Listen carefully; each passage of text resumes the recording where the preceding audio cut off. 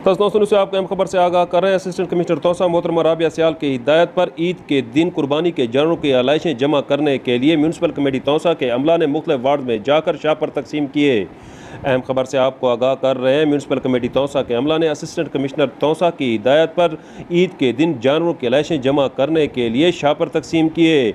इस मौका पर मकीनों ने तसनोसा न्यूज़ से गुफ्तगू करते हुए कहा कि ये बहुत अच्छा अमल है। इससे न सिर्फ शहर की खूबसूरती बरकरार रहती है बल्कि गंदगी भी नहीं फैलती।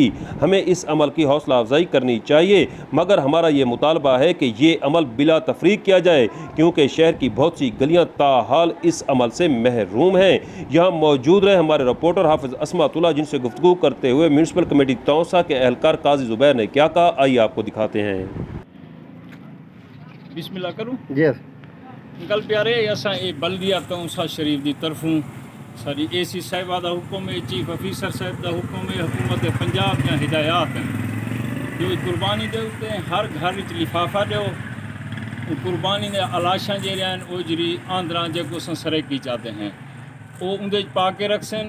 बल्दिया का अमला सुबह सवेरे इंशाअल्लाह को उठा गिनसी और अवाम को ही अपील है तामुन करें, सफाई का खास ख्याल रखें, आंदरा ओजरा अलाशा वगैरह लिफाफे पा के रखें।